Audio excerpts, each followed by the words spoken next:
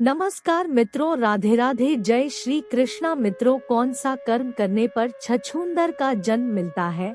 कौन सा कर्म करने पर गधे का मिलता है जन्म? कौन पाप करने पर अगले जन्म में गर्भ में होती है मृत्यु? पराई औरत के साथ दुर्व्यवहार करने पर किस यानी में होता जन्म? छलकत करने वाला व्यक्ति या धोखा देने वाले व्यक्ति को अगले जन्म में किस यानी को भोगना पड़ता है? गुरु और बड़े भाई से गलत आचरण करने पर किस यानी में होता है जन्म? मित्रों, इसी प्रकार के 21 कर्म और इसके आधार पर मिलने वाला अगला जन्म हम इस वीडियो में चर्चा करेंगे। मित्रों, अगर इसी प्रकार के सवाल आपके मुंह में हैं, तो यकीन मानिए आप सही वीडियो पर क्लिक किया है। इन सभी प्रश्नों के जवाब आपको इस वीडियो में मिलने वाले हैं। बस आपसे एक ही बात कहानी है कि आप इस वीडियो को पूरा देखना। मैं दावा करता हूँ आपको यह वीडियो बहुत ही अच्छी जानकारी प्रदान करने वाली है।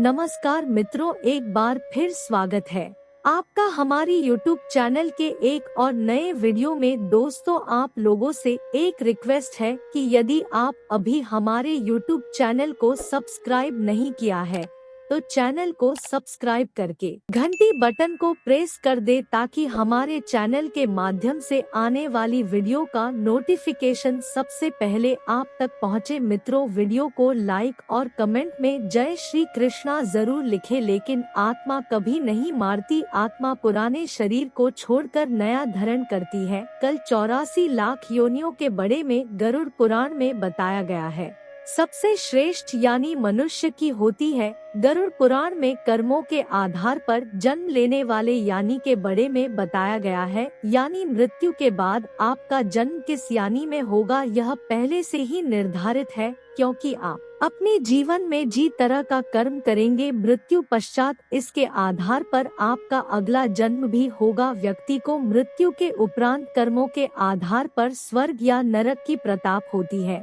गरुड़ पुराण में यह भी बताया गया है कि एक व्यक्ति को कैसे कर्म करने से अगले जन्म में किस तरह के जीव रूप में जन्म मिलता है।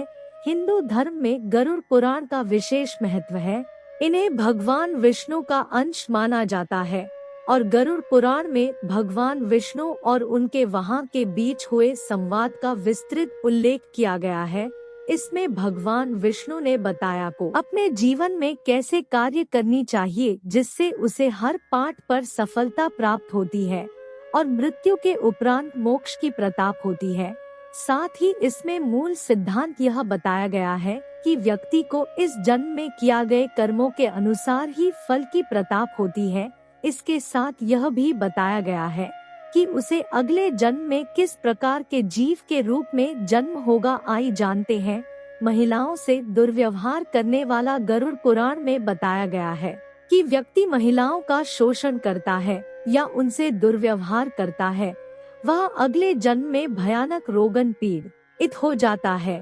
अति जो गुरु की पत्नी से दुराचार करता है उसे कुष्ठ रोग का सामना करना पड़ता है। गरुड़ पुराण के अनुसार दूसरे की पत्नी से संबंध बनाने वाला व्यक्ति घर नरक में जाता है, फिर वहां उसे पहले भेड़िया, फिर कुत्ता और अंत में बगुला की यानी प्राप्त होती है। तब जनों के बाद अंत में उसे मनुष्य यानी मिलती है। साथ ही बड़े भाई का अपमान करने वाले व्यक्ति को कांच नमक पक्षी के रूप में जन्म लेना पड़ता है। कहानी नहीं, 10 वर्षों तक उसे इसी यानी में रहना होता है, फिर उसे मनुष्य तन की प्रताप होती है। धोखा देने वाला गरुड़ पुराण के अनुसार छलकत करने वाला व्यक्ति या धोखा देने वाले व्यक्ति को अगले जन्म में उल्लू के रूप में जन्म मिलता है। साथ ही झूठी गवाही देने वाला व्यक्ति अगले जन्म में अंधा पैदा होता है। गुरु से दुर्व्यवहार करने वाला जो व्यक्ति गुरु से दुर्व्यवहार करता है या उनकी बटन की अवहेलना करता है, उसे भगवान के अपमान के समाज पाप झेलना पड़ता है। साथ ही यह भी बताया जंग में जल से रहित वन में ब्रह्मा रक्षा के रूप में विचारण करता है। साथ ही बड़े भाई का अपमान करने वाले व्यक्ति को कौन नमक पक्षी के रूप में जन्म लेना पड़ता है। इतना ही नहीं, 10 वर्षों तक उसे इसी यानी में रहना होता है, फिर उसे मनुष्य तन की प्रताप होती है। हर समय भगवान का नाम लेने वाला जो व्यक्ति हर समय भगवान का नाम लेता है, और उनकी उपासना करता है, उसे सभी चिता से मुक्ति मिल जाती है। साथ ही जीवन के अंतिम रानों में भी जो राम का नाम जपत है, वह जन्म मृत्यु के चक्र से मुक्त होकर मोक्ष प्राप्त कर लेत है। माता पिता या किसी अपने का दिल दुखन वाले उन्हें प्रताड़ित करने वालों को अगला जन्म जरूर मिलता है, लेकिन पैदा होने से पहले ही गर्भ में उनकी मृत्यु हो जाती है। किसी जीव की हत्या करने वाला गरुड़ पुराण में बताया गया है कि जो व्यक्ति किसी गे की हत्या करने वाला व्यक्ति नरक की आत्माओं को भोगने के बाद अगले जन्म में मूर्ख और कुब्राजन लेत है। साथ ही जो शोक के लिए जानवरों का शिकार करता है, वह अगले जन्म में बकरा के रूप में पैदा होता है, जिसे किसी कसाई द्वारा बरनी से मार दिया जाएगा। पुराने में बताया और अपने हित के लिए चल करने वालों को अगला जन्म उल्लू का मिलता है।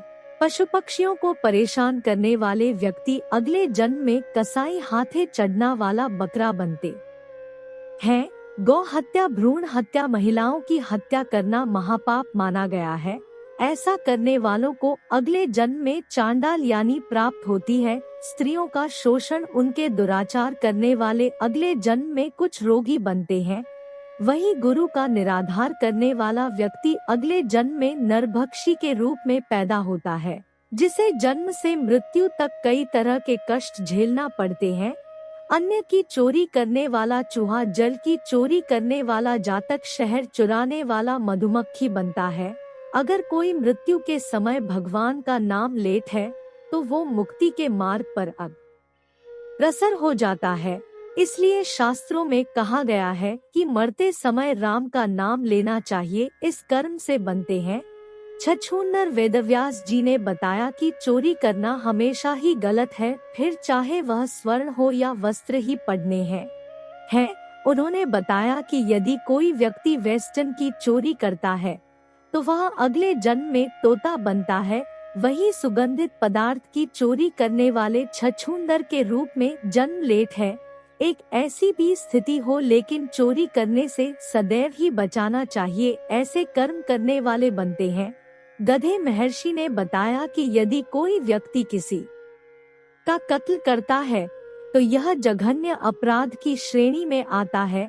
ऐसा कर्म करने वाला अगले जन्म में गधा बनता है।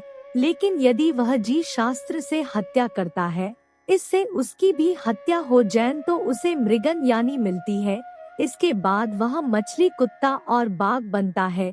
लेकिन इन योनियों में भ्रमण करने के बाद वह मनुष्य यानी में जन्म लेत है। ऐसे कर्म करने वाले बनते हैं मनुष्य। वेदव्यास जी ने बताया कि जो व्यक्ति सदैव दूसरों की मदद करता है, पशु पक्षी और अन्य जीवन पर दया करता है, जरूरतमंदों की मदद करता है और निस्वार्थ भावना से संचित धन का उपयोग धार्मिक कार्यों में करता है, तो ऐसे व्यक्ति अगले जन्म में मनुष्य यानी में ही जन्म लेते हैं। साथ ही समाज में अच्छे कार्य करके दूसरों को लाभान्वित करते हैं। लेकिन धन के प्रति आसक्त मनुष्य अगले जन्म में सांप यानी में जन्म लेते हैं।